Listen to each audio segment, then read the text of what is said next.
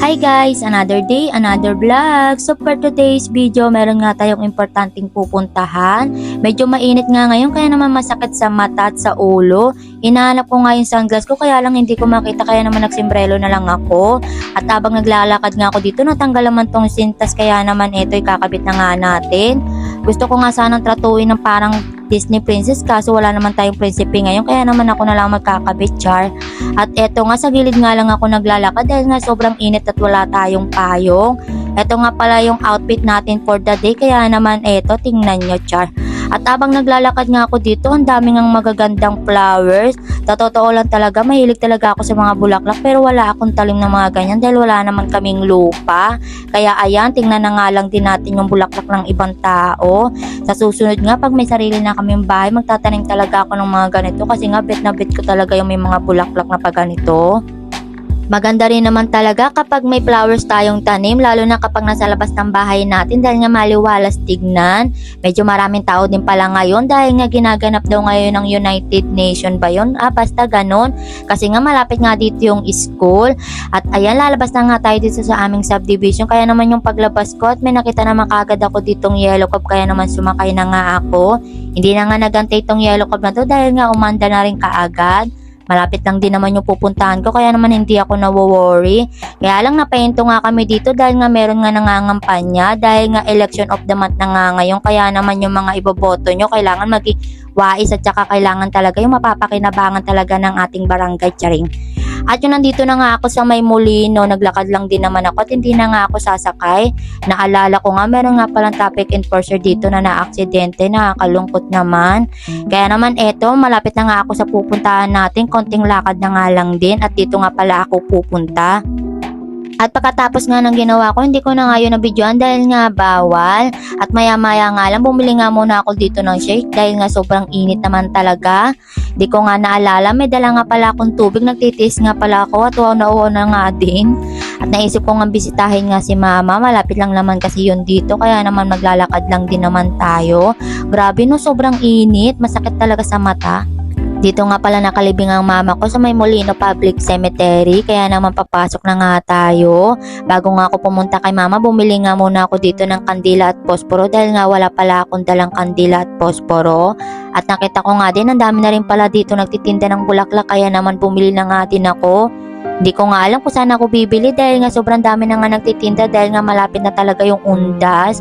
Kaya naman dito na lang din ako bumili at isa lang din naman yung binili ko. Kaya naman eto na nga yung binili natin. Kaya naman dediretso na tayo kay mama. Medyo tahimik dito sa may sementeryo kahit na may mga nakatira dito. Dahil nga maganda na rin talaga itong sementeryo na to.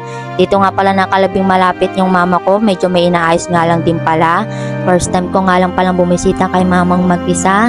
Hanggang ngayon kasi nahihirapan pa rin talaga akong tanggapin na wala na siya. Magtatatlong taon na nga rin pala wala si mama pero hanggang ngayon iniiyakan ko pa rin siya. Feeling ko kasi napunta sa akin lahat ng obligasyon sa buhay kaya naman minsan nag-i-struggle ako at umiiyak na lang din.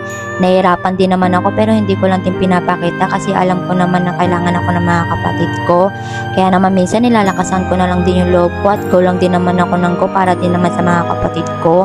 Minsan kailangan ko lang din talaga umiyak para mabawasan din yung sakit ng nararamdaman ko. Pero ngayon, hindi na talaga ako iiyak ng dahil kay mama. Kailangan ko na rin talagang tanggapin na wala na talagang babalik na nanay. For now, alam ko na masaya na talaga si mama dahil kasama niya na si Lord. Alam ko naman kasi na hindi lang siya naging mabuting nanay para sa amin, naging mabuting tao din siya para sa iba. Mula nang nawala si mama, isa sa mga iniyakan ko talaga ay kung paano na kami mabubuhay ngayong wala na kaming nanay. Kaya naman napaka-thankful pa rin talaga namin dahil kala namin hindi namin kaya pero kaya pala talaga namin. At mabuti na lang talaga at maayos yung buhay namin at nakakapag-aral din yung mga kapatid ko dahil nga meron pa rin naman talaga kami mabuting tatay at hindi talaga kami pinabayaan. Thankful at grateful ako dahil nagkaroon kami ng napakabuting nanay at dinisiplina din niya kami ng maayos. Ganon din yung mga kapatid ko. Kaya naman kahit wala na si mama ay talaga naman naa-apply ng mga kapatid ko. Hindi man nakikita ng ibang tao pero mabuting tao kami at tahimik na lang din kami kapag may umaaway din sa amin. Si mama din talaga ang nagsabi na wag din daw namin puputulin ng cell group kahit wala na daw siya. At si mama din nagsabi na kahit papaano ay magsimba din daw kami. Mula nung nagkasakit si mama, wala na talagang ginawa si mama kundi magdasal na magdasal. At nakikita ko talaga kung paano siya magdasal at mag-worship. Kaya naman sa kanya ko rin natutunan talaga ang worship. Kaya naman sa kanya ko rin natutunan ang lahat ng mga bagay na hindi ko talaga natutunan. Nakakalungkot dahil dito ko na lang talaga si mama mayayakap at iniyak ko na talaga dito lahat dahil ayaw ko na talagang umiyak ng dahil kay mama dahil napapagod na rin talaga ako umiyak gabi-gabi. Minsan nga napapaginipan ko na nga din si mama kaya naman sabi ko parang hindi na totoo yung panaginip ko dahil talagang iniiyakan ko lang din talaga siya. At maya-maya nga lang ay nagpaalam na nga lang din ako dito kay mama dahil anong oras na. Medyo madumi na nga din si mama kaya naman sa susunod na punta ko ay pipinturahan ko nga siya. Hindi ako nagpaalam kay mama para kalimutan siya. Nagpaalam ako para hindi na rin ako umiyak ng dahil sa kanya.